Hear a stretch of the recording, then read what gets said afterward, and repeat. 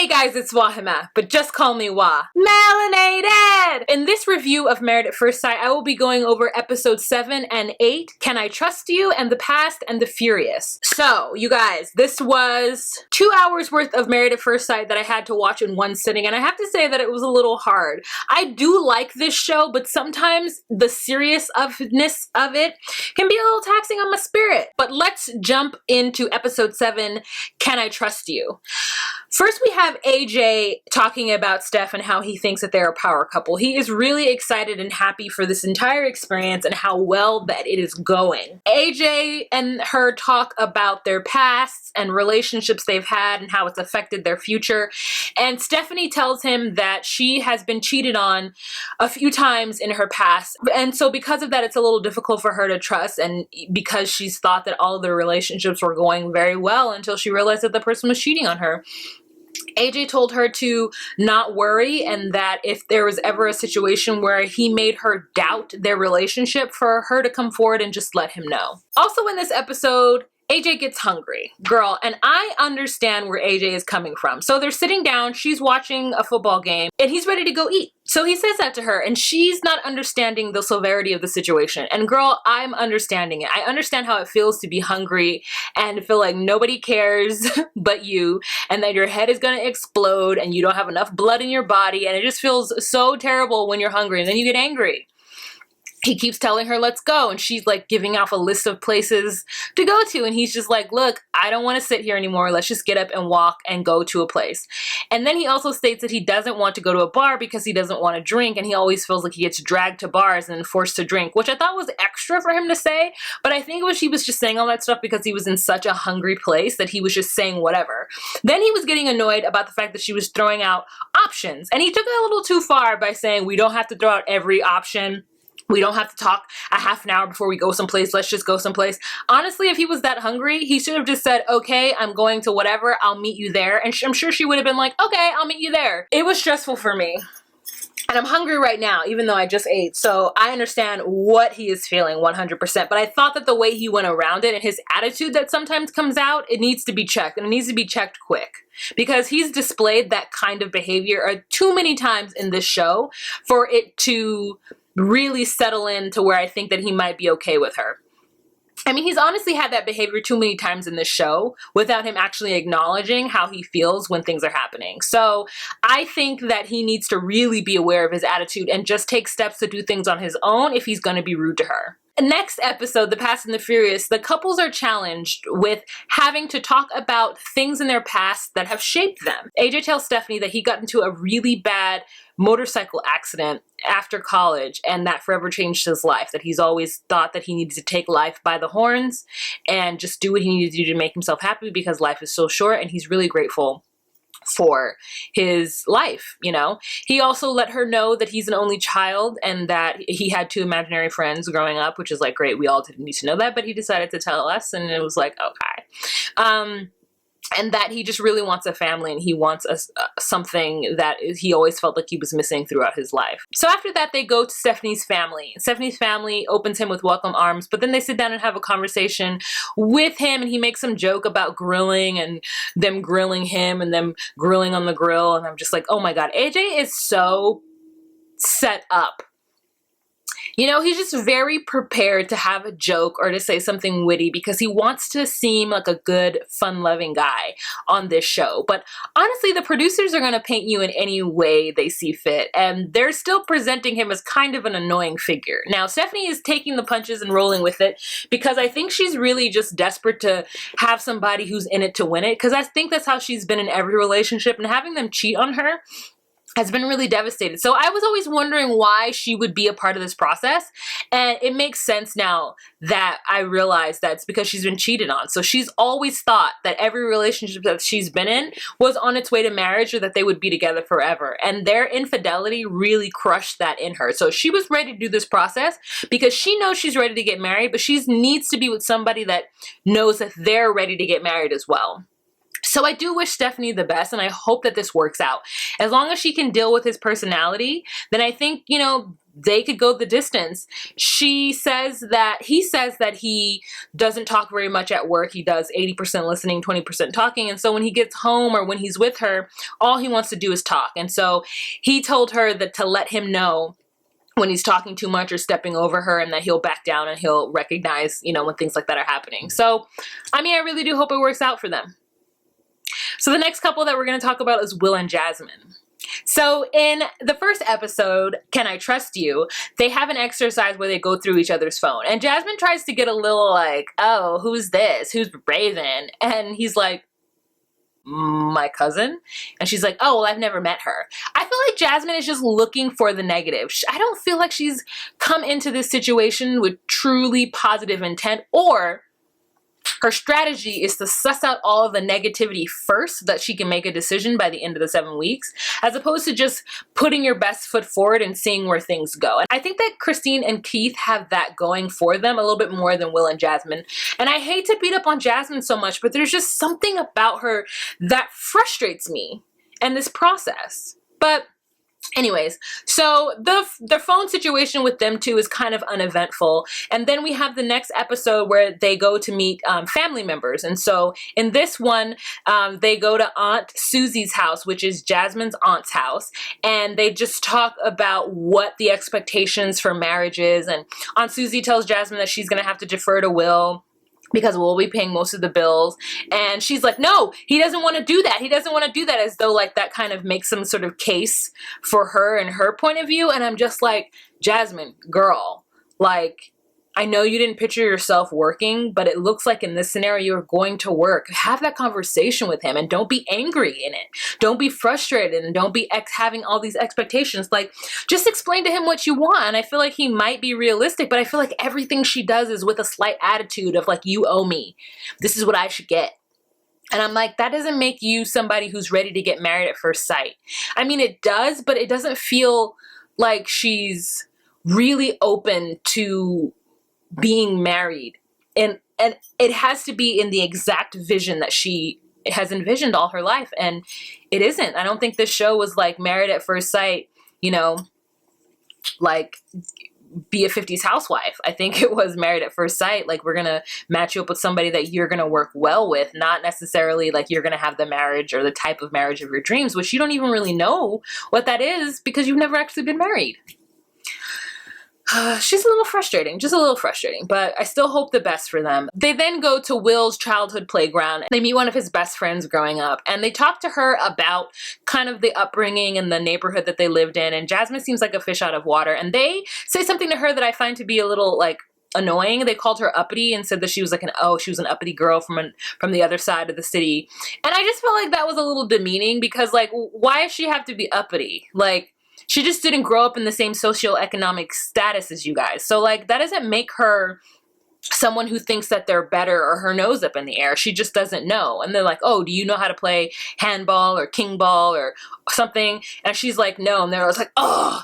And that bothered me just because of my background and my upbringing, that there is this idea that your blackness is on the line if you don't have a certain experience. Like, I remember somebody once told me that because I didn't know what food stamps looked like, that I wasn't really black. And I just think it's so interesting that sometimes in the Black community, the proximity to poverty means that you're more Black than someone else. That your experience isn't valid as a Black person because you didn't grow up needing government assistance. And that to me is like so bizarre. I mean, I don't know what the statistics are, but I don't even think that Black people are the most on welfare. I don't think we have percentage-wise the most amount of people that are on welfare. So how can that be the quintessential Black experience? It's just weird to me. But anyway, so that was something that triggered me, and I was a little annoyed by that because I was like, what? Everybody's childhood shaped them, and just because you grew up in a different circumstance than her doesn't necessarily mean that her experience is less valid. Not necessarily as a Black person, but in life.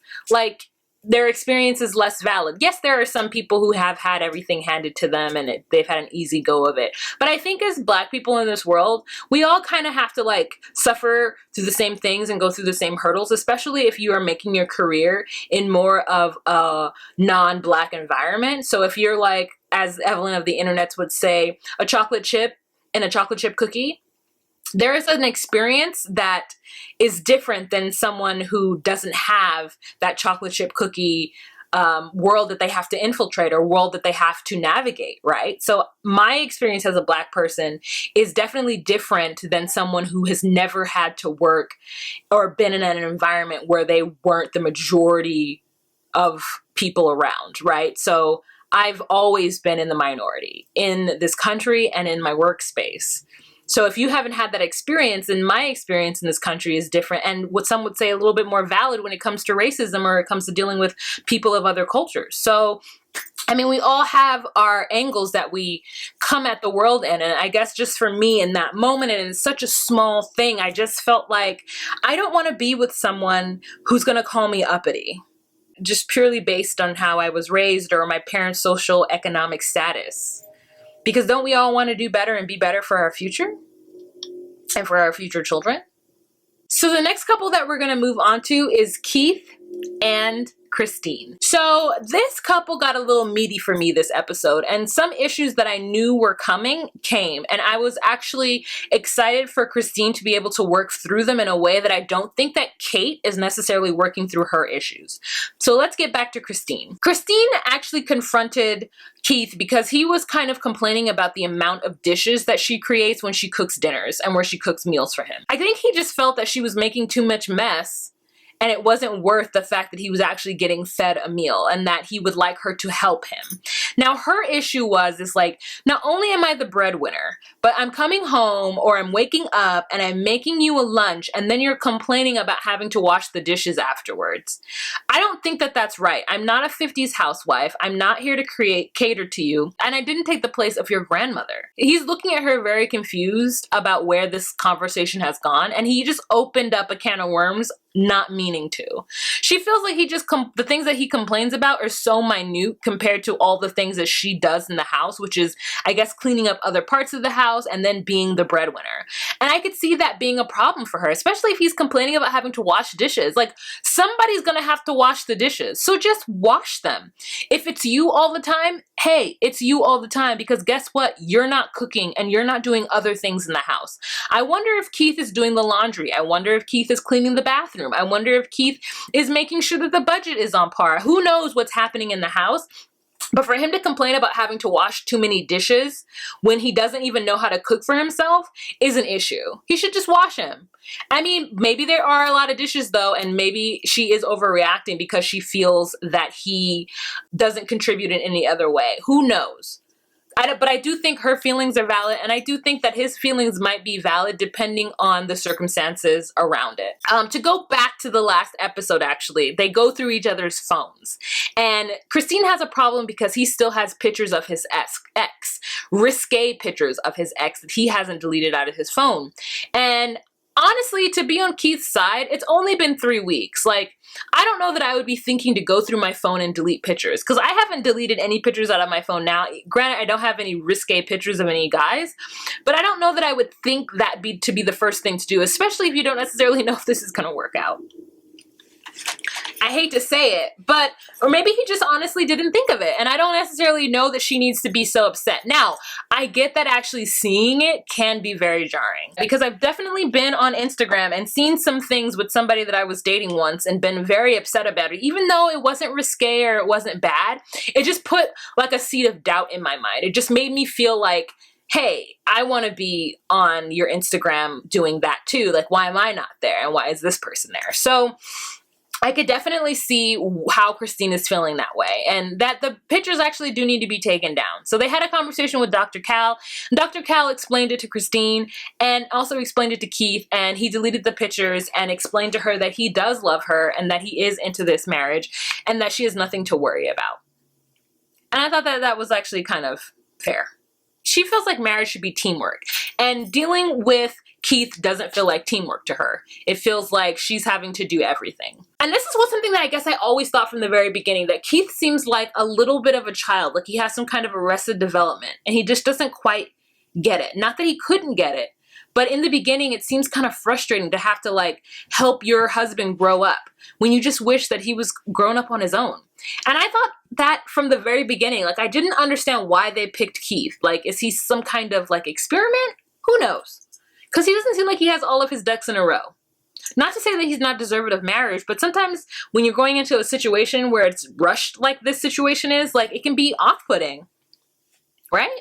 I think so. So in a later part of their scene, they're waiting to meet Keith's dad. We find out a little bit about his past. We find out that the way that Keith sees love due to his father's neglect is through food, and that his grandmother and his mother always took care of him and provided that for him because he had to be the man of the house at such a young age. Keith's idea of tradition is simply a woman cooking for the man. But Christine's idea of tradition is something bigger, something more like teamwork, something more like everyone in the house working towards a common goal, which is not something that Keith had to deal with. So we talk about his dad and how his dad was never really there for him and how hurtful that was, and that no one could really figure out why the dad just couldn't get it together. So his dad is flying in and he's going to meet Christine, and they're sitting at a restaurant waiting for him to get there, and knowing that he's going to be on camera, his dad doesn't show up.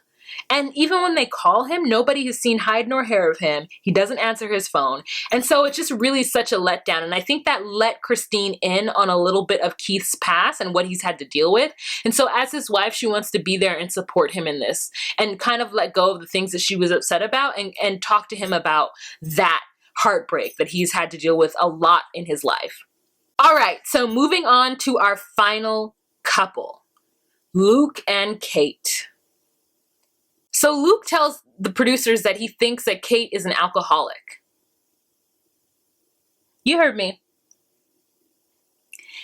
He says that she drinks more than he does, and he doesn't necessarily know if that constitutes her being an alcoholic. He doesn't actually know, but that's the way he feels because at night after she's been drinking, he feels pressured by her to kiss. And we're back at this kiss thing. Like, he does not want to feel the pressure of it, even though he decided to get married at first sight. And because he's not attracted to his wife, still not attracted to her, that he feels like that. And he's talked to her about it. But then he didn't talk to her about the fact that he thinks that she's an alcoholic. And then tried to backpedal and said that he feels bad, but he already told producers that. And so Dr. Pepper had to talk to him about it. So after that conversation with Dr. Pepper talks with Kate and tells Kate that Luke said that she might be an alcoholic. And Kate is taken aback because he's bought her alcohol and he's never said anything to her about it. Even though she's asked him time and time again, is there anything wrong? Is there anything I can do to improve? Like, how can I be better to you? Like, please communicate that. And he's never communicated that to her. And he says it's because his best friend got into a car accident and was hit by like a drunk driver when he was younger. And so since then, he's just never really drinks. He doesn't drink very much, and he didn't start drinking until he was 25 years old. And he says that she just drinks more than he does, and he really doesn't understand. And I'm just like, you know what an alcoholic is, though. Maybe you don't. Like, maybe he has no idea what an alcoholic is, but I wish that he had Googled it before he talked to producers about it. Because that's a really crazy accusation. And Kate forgives him. After hearing the story about his best friend, she forgives him. And then calls him a kind, sweet person. He's not. He's selfish. It's insane. It's insane. Luke is out of bounds. And the experts should be very upset with themselves for setting this man up. He was not ready. He lied to them. He pulled the wool over everyone's eyes and has just been acting a bloody fool since he got married to Kate, simply because he isn't physically attracted to her. But you could tell that she's a good woman. It's insane. His behavior is like insane. Kate says that she gets mixed signals from Luke because there will be times where they'll be cuddling at night. He'll have his shirt off and he'll be holding her. And then she goes in for the kiss and he pulls back. And she doesn't understand that there's everything leading up to the fact that there might be a kiss or affection in that way. And then he pulls back at the last second and feels pressured and feels uncomfortable. It just makes me uncomfortable. I want her to get out of this. So Kate talks to her friends about it and tells them that he's A, that she's an alcoholic, and B, that he's unattracted to her. And that breaks my heart. And it upsets them, and they feel like she's going to be hurt in this because she's a kind, compassionate person. And I agree. Kate is setting herself up for a big fail. Is she going to really be able to forget these first couple of weeks if they do go on past the 7 weeks? I wouldn't be able to. But she's a better person than me, girl. And she really just wants this more than I do. I just hurt for her. Honestly, I do. In the next episode, they go to his like hometown, some kind of bay situation, and they meet with his family, and she's saying that for the first time she's starting to feel like his wife, and sitting around the dinner table, eating good food, having good conversation, having the mom explain to Kate about Luke made her feel good. And then at the end of that, they go outside, her and the mom, and they have a conversation on the deck, and the mother is still really skeptical of this whole situation, and it's because she knows her son. She knows that this is not the process for him. In fact, she thinks that this process is a mockery of marriage, which is what I don't understand, because people used to get married because their families thought they should get married. Like, traditional marriage has nothing to do with love and everything to do with lineage and business deals. So why does this situation have be a mockery of marriage? Not everybody who gets married loves each other for those reasons, for the right reasons, whatever those may be. Not everybody who gets married is in love. People get married for convenience all the time, or just because they want to have kids and they want to like move forward with their life and what they think they should be doing, and it's easier to do it in a marriage, plus those tax breaks. Girl, people get married for different reasons, a lot of which could be seen as a mockery, but I don't think Married at First Sight is that mockery. But I think she knows her son better than anyone else, and she knows that he's not somebody to be forced into a situation. And this process is you forcing yourself into certain situations, forcing yourself to deal with things. So she's asking Kate, what's the worst case scenario? What's the least that she would want to get out of this? And Kate says, well, I would want to at least be friends and respect each other at the end of this. And she's just like, the mom. Because the mom knows this is not going to last. Her son is not built for this. I would be so sad if I met somebody's parents and they were like, so what are you going to do if this doesn't work out? Because it probably won't work out. This is crazy. You seem like a nice girl, but like, this is not going to work out. You know, that's what it feels like. It doesn't feel good to be asked worst case scenario. Like in this situation, when obviously the worst case scenario is that this experience fails for you. Oh, going back to the other episode, when they're looking through each other's phones, Luke has like someone's name as Dirty Skank or something like that in his phone.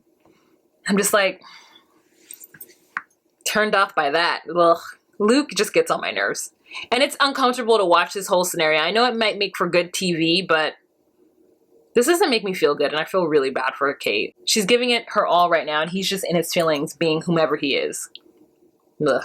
Alright, you guys, so that is the end of this episode. If you like this video, please give it a thumbs up. Please share it with other people who might watch the show so they could see my insight as a super single for Married at First Sight. If you guys want to see more about my life on like the back end, maybe like a backstage pass or whatever, please follow me on Instagram. I vlog all the time in the stories. I try to post pictures, but mainly I do stories. So go on ahead and follow me there. Alright, you guys, so remember to be you, be true, and find your place. Bye.